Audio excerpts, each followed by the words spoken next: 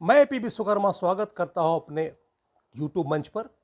दोस्तों, अगर आप किसी फार्मा कंपनी में एज अ मेडिकल रैप काम करते हैं, मतलब एज अ मेडिकल रिप्रेजेंटेटिव अगर काम करते हैं, तो आपको ये पता ही होगा कि हम लोग का मेन काम होता है सेल जनरेट करने के लिए डॉक्टर्स के पेन से प्रिस्क्रिप्शन को लिखवाना।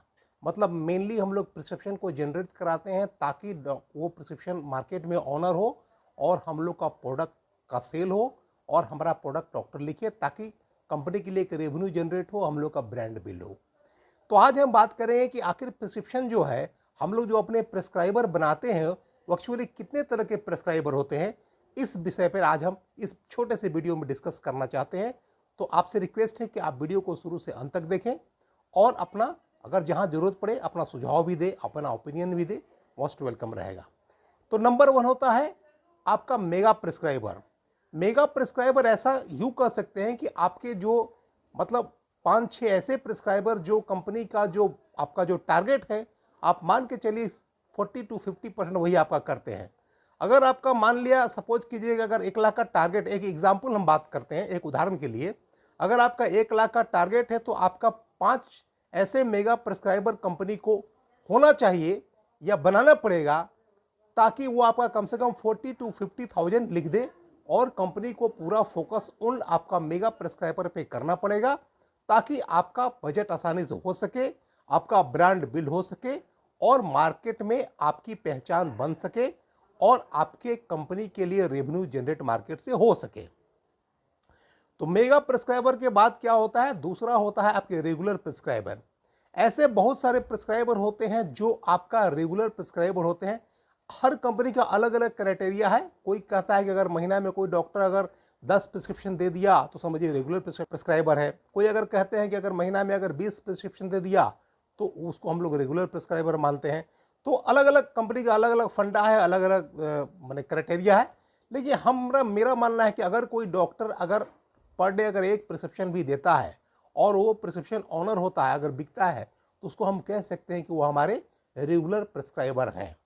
और रेगुलर प्रिस्क्राइबर हमारे बहुत इंपॉर्टेंट होते हैं, अच्छे खासे उनका मैंने हमारे कंपनी में उनका कंट्रीब्यूशन होता है सेल में, और कंपनी का जो रेवेन्यू जनरेट होता है उसमें बहुत बड़ा कंट्रीब्यूशन होता है हमारे रेगुलर प्रिस्क्राइबर का। तीसरे तरह के प्रिस्क्राइबर होते हैं ओकेजनल प्रिस्क्राइबर। ओकेजनल प्रिस्क्राइबर का मतलब ये होता है कि जब कभी मूड आया, 1 महीना में 1 प्रिस्क्रिप्शन, 2 महीना में 1 प्रिस्क्रिप्शन, 6 महीना में 1 प्रिस्क्रिप्शन, साल भर में 1 प्रिस्क्रिप्शन, कभी भी जब मूड आया, जब याद हुआ आपको लिख दिए।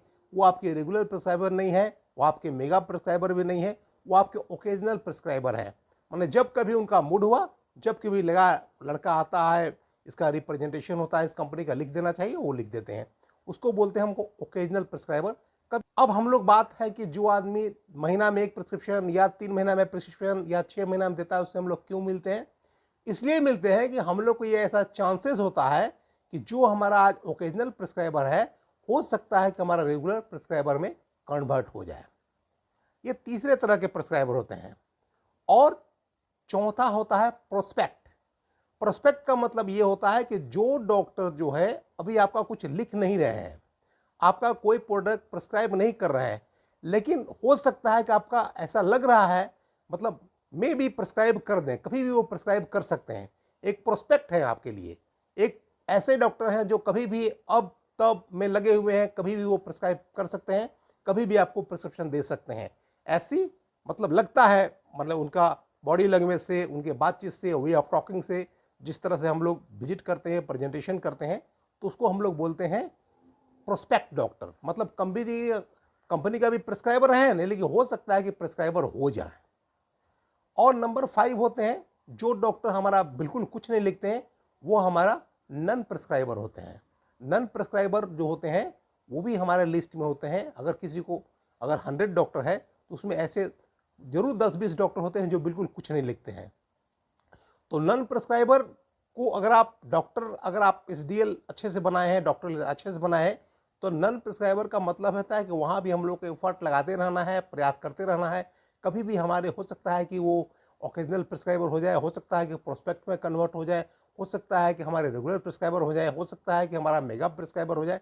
तो वहाँ भी चांसेस अपना लगाते रहना चाहिए। और याद रखना चाहिए कि जितने भी आपके डॉक्टर्स का लिस्ट होते हैं वो आपको बिल्कुल कवर करना है। आपका 100 हो, 75 हो, 150 हो, जो भी एरिया में डॉक्टर का आपका लिस्ट मिलता है, जिसको स्टैंडर्ड डॉक्टर लिस्ट बोलते हैं, उसको बिल्कुल कवर करना है।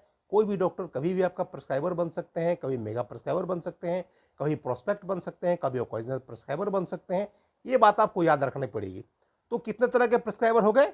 नंबर 1 हो गया मेगा प्रिस्क्राइबर, दूसरा हो गया रेगुलर प्रिस्क्राइबर, तीसरा हो गया ओकेजनल प्रिस्क्राइबर, चौथा हो गया प्रोस्पेक्ट प्रिस्क्राइबर और पांचवा हो गया नन प्रिस्क्राइबर।